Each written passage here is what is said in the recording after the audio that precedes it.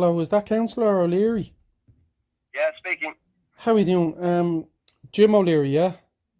Yeah. How are you doing? My name is Patrick Downey.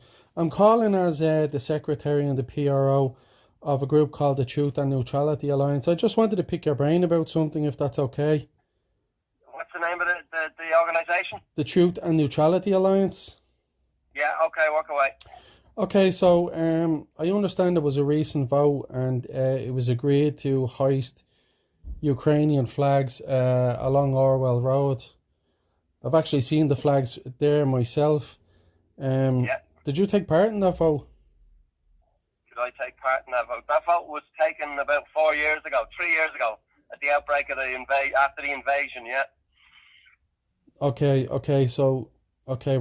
we look at that as an intervention. Unfortunately, a necessary intervention, not an invasion. But just to get back to the point, now they've just recently gone up again. I mean, they weren't there for the last while, and I'm just asking, like, why the timing of it, why they've been hoisted again, especially in the week that Russian citizens are going to cast their vote in the embassy there. Like, is there a thing? We obviously disagree on this because Russia has invaded. It's acknowledged worldwide. Russia has invaded. They're subject to UN sanctions. I mean, there isn't going to be a vote. You know, it's a proxy democracy. He kills off his opponents. We're not going to agree on this, so there's no point continuing the conversation. The reason the flags are there, it's solidarity with an independent country that has been invaded by its bigger neighbour. A bit like what the Brits used to do to us. Yeah, no, I think it's a little different than that. What would be your position on the Israel-Palestine situation? I'm not prepared to share my view on the Israel-Palestine position with yourself. We don't agree on some things that are fundamental. So you wouldn't have known about the thousands of cases with the ECHR prior to February 2022 then? Regarding Banderist activity in eastern Ukraine. Look, there's no point in continuing this conversation. I have a completely different perspective on it. I'm not saying there's one side is 100% right and the other side is 100% wrong.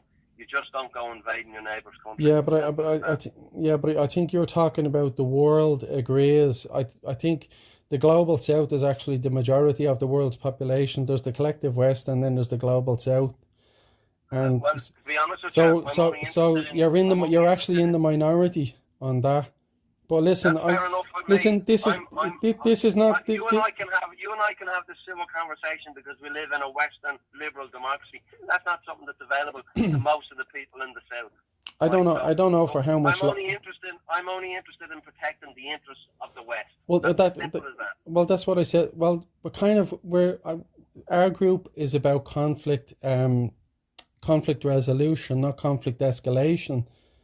So, can you not understand that it's a little bit intimidating for Russian citizens because they got to come in from either side?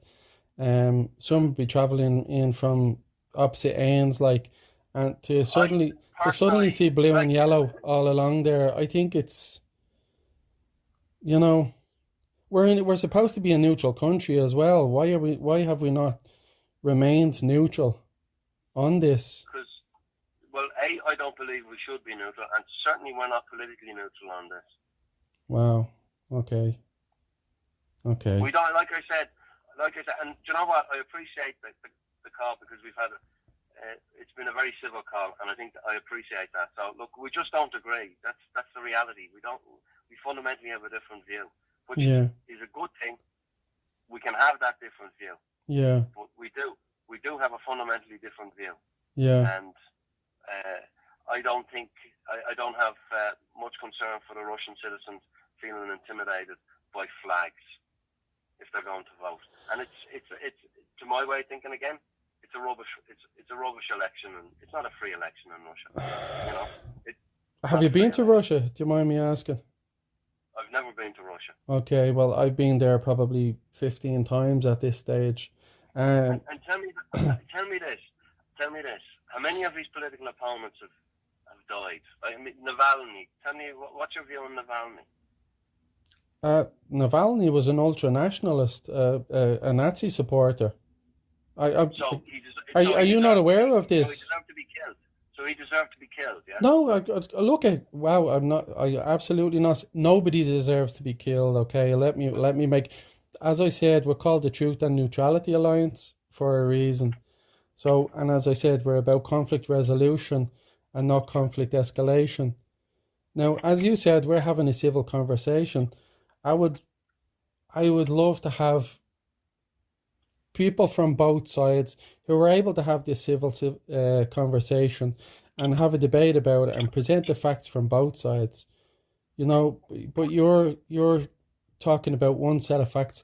I can present you with a completely different set of facts as well, and they're not just opinions; they're actual facts. So we're agreed. We're agreed that Navalny is the last in a long list of Vladimir Putin's political opponents. but he wasn't an opponent for Vladimir Putin.